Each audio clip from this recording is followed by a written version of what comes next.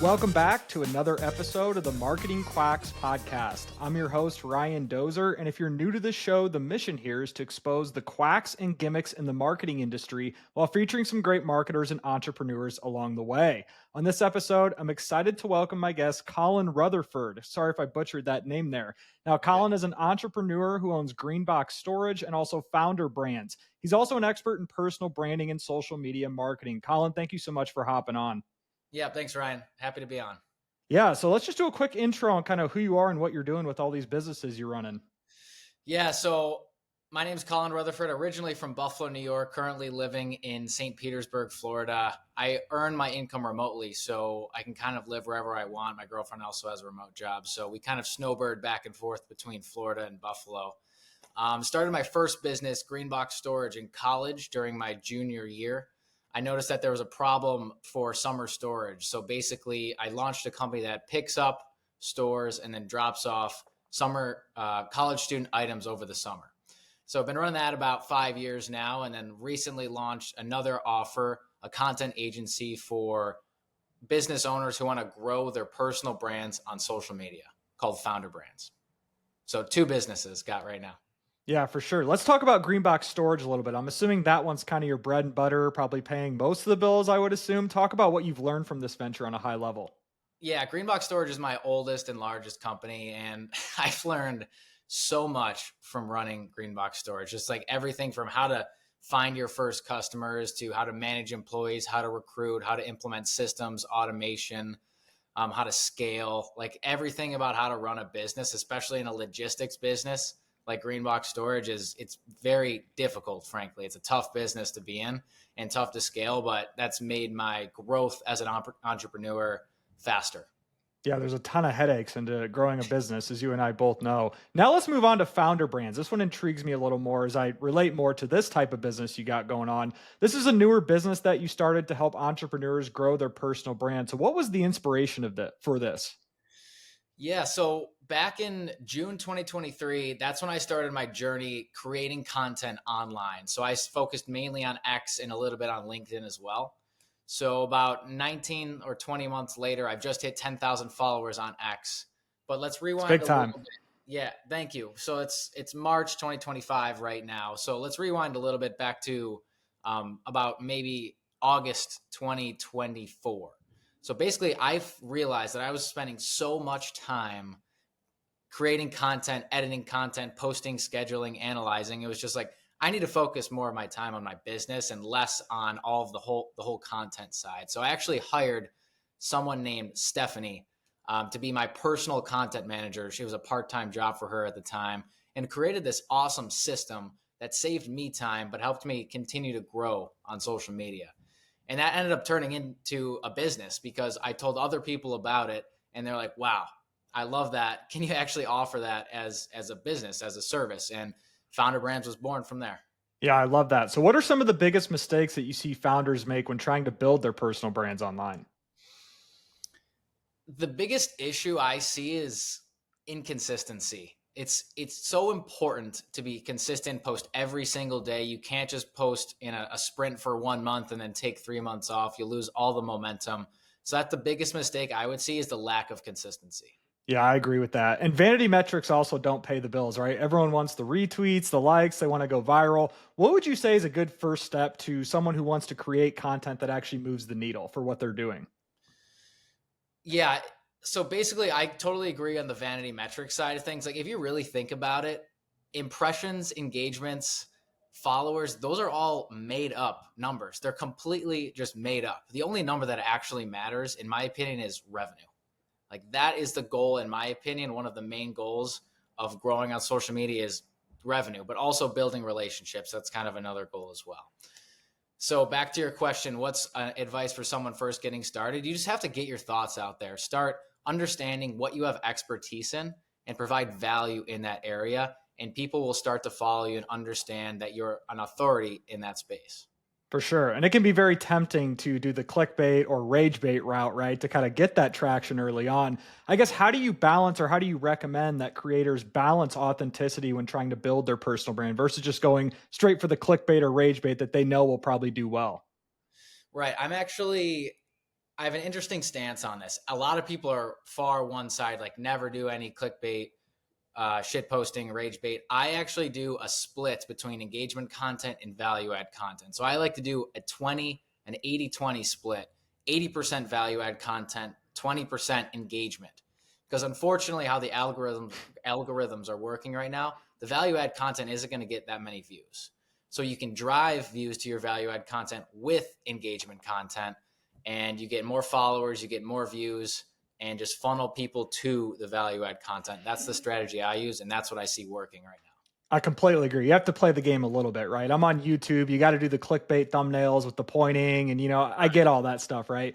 So let's dive into X or Twitter a little bit now, more in depth. So you've built a good following on there, over 10,000 followers. What are some high level tips that you can just provide for listeners here going into 2025 on types of content that works on X when not necessarily on other platforms?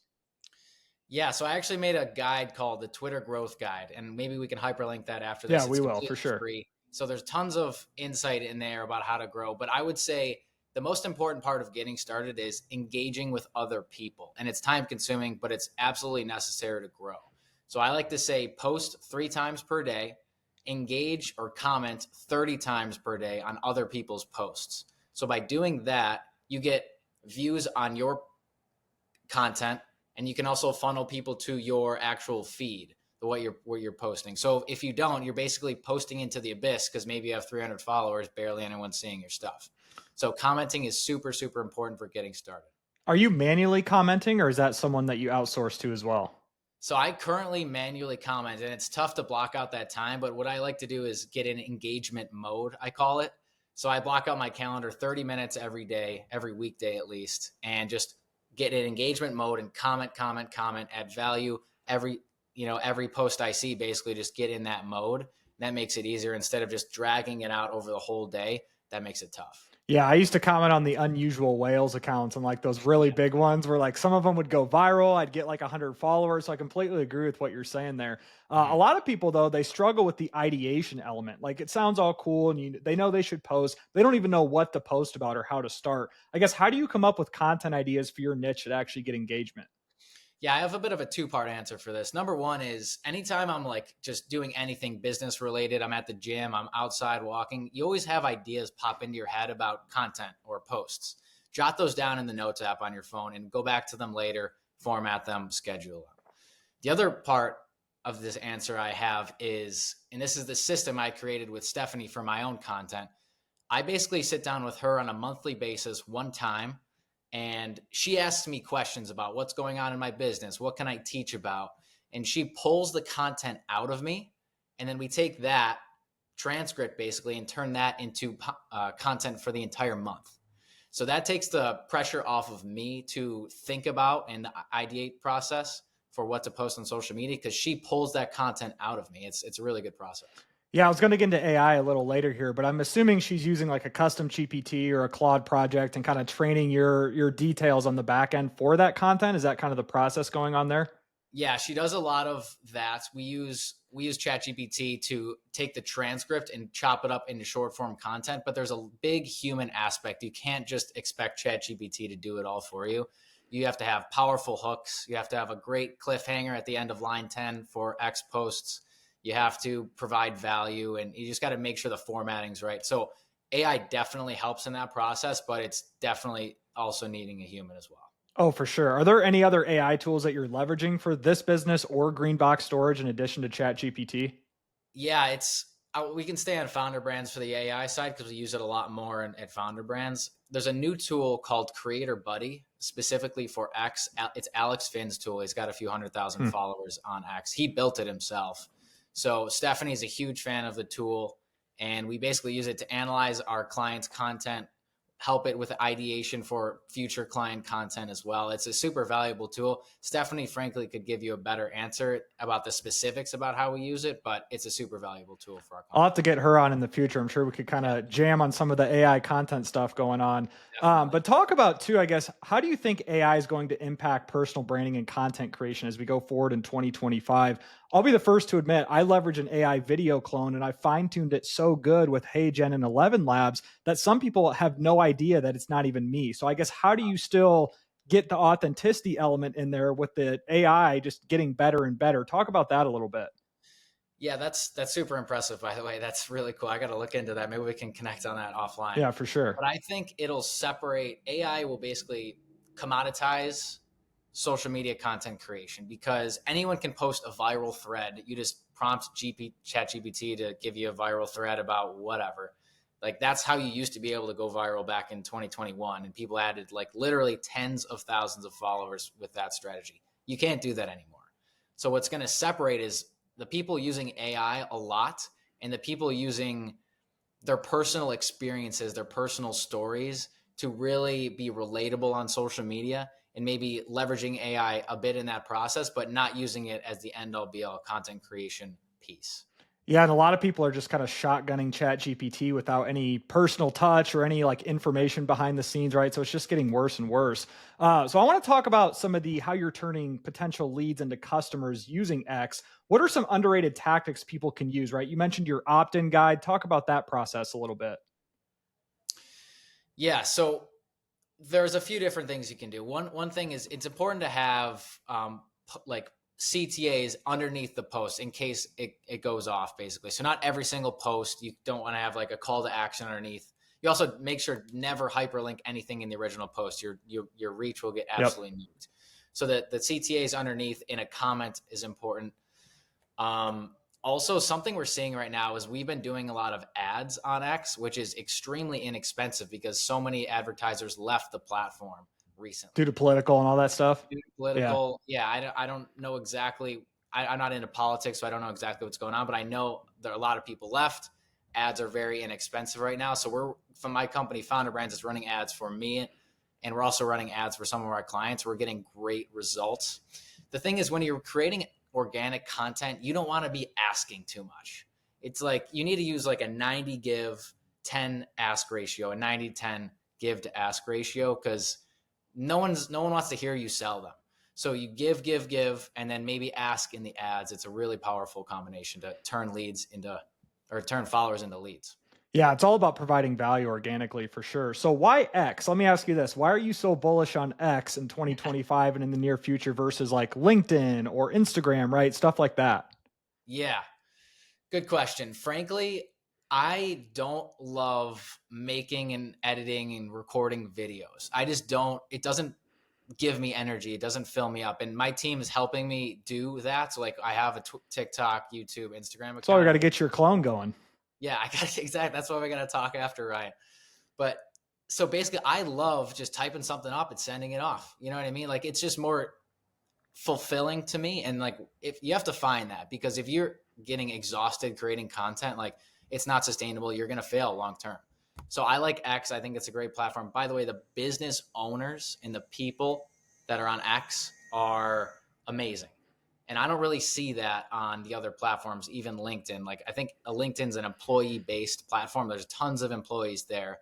You go to X, it's like, man, I'm plugged into the SMB community, tons of business owners. I met so many people on X. So that's why I'm mainly bullish on X. That is a really good point. I'm more heavy on LinkedIn, but now that you say that, it makes a lot of sense. It's more that 9 to 5 employee crowd versus X. Yeah. I can see more of the entrepreneur crowd. So that makes sense kind of seeing the results of my content sometimes. So now I want to talk about marketing quacks, Colin. This is the Marketing Quacks podcast after all. So in your opinion, what are some marketing quacks? Let's stick to X or Twitter for right now. What are some tricks and gimmicks that you see people do? Yeah, there's a couple. One I want to like bring to your attention is just like this generic using AI to create your entire content strategy. And Like this it's is the like silver using, bullet for yeah, everything. Yeah. it's not. You have to put you have to put personal touches on all of the content that you make, or else you're not going to stand out and you're not going to have any success.